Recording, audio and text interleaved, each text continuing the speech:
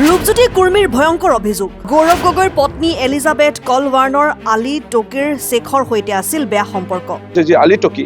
গৃহ বিভাগৰ লগত তেওঁ হলিগলি গোপন তথ্য আছে গৌৰৱ গগৈৰ পত্নী এলিজাবেথৰ মালিকতকৈ দৰমহা বেছি আছিল এলিজাবেথৰ মালিকে যদি 50,000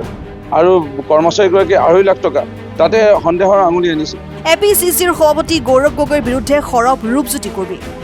এপিচিচিৰ সভাপতি তথা যোৰহাট লোকসভা সমষ্টিৰ সাংসদ গৌৰৱ গগৈৰ বিৰুদ্ধে সৰব হৈ পৰিছে মৰিয়নিৰ বিধায়ক ৰূপজ্যোতি কুৰ্মী গৌৰৱ গগৈৰ পাকিস্তানী লিংক সন্দৰ্ভত মুখ্যমন্ত্ৰী হিমন্ত বিশ্ব শৰ্মাই সংবাদমেলত সদৰি কৰাৰ পিছতে ৰাজ্যজুৰি প্ৰতিক্ৰিয়াৰ সৃষ্টি হৈছে এনে সময়তে প্ৰতিক্ৰিয়া প্ৰকাশ কৰিছে মৰিয়নিৰ বিধায়ক ৰূপজ্যোতি কুৰ্মীয়ে যোৰহাটৰ স্থানীয় সাংসদগৰাকীৰ পত্নী এলিজাবেথ গগৈৰ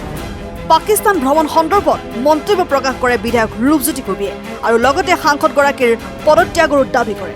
ইতিমধ্যে আহি পৰিছে যে আলী টকি পাকিস্তানৰ চোৰাংচোৱা এজেণ্ট বুলি ক'লেও ভুল নহ'ব আৰু অৰ্থাৎ গৃহ বিভাগৰ লগত তেওঁ হলিগলি সেই তেনেকুৱা এজন ব্যক্তিৰ যি প্ৰতিষ্ঠানত কাম কৰিছিলে লিড পাকিস্তান তাত গৌৰৱ গগৈ ডাঙৰীয়াৰ সহধৰ্মিনী এলিজাবেথ গগৈ ডাঙৰীয়ানীয়ে পাইছিলে 2.5 লাখ টকা আৰু তেখেতৰ এই লিড পাকিস্তানৰ যিজন মেনেজাৰ আছিলে মেনেজাৰ পাই আছিলে 50,000 তেওঁ মালিকে যদি 50,000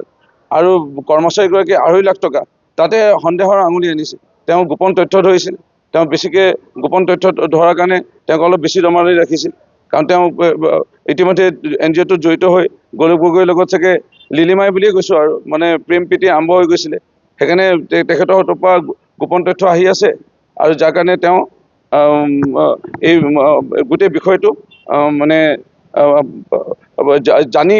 মানে তেওঁ তাত কাম কৰি আছিল বা তেওঁ বেছিকৈ দৰমহা পাই আছিল সেইকাৰণে আলী টকি যিজন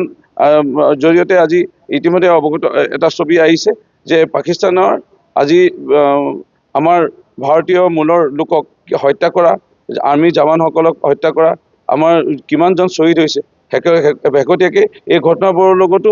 মানে আলী টকি এলিজাবেথ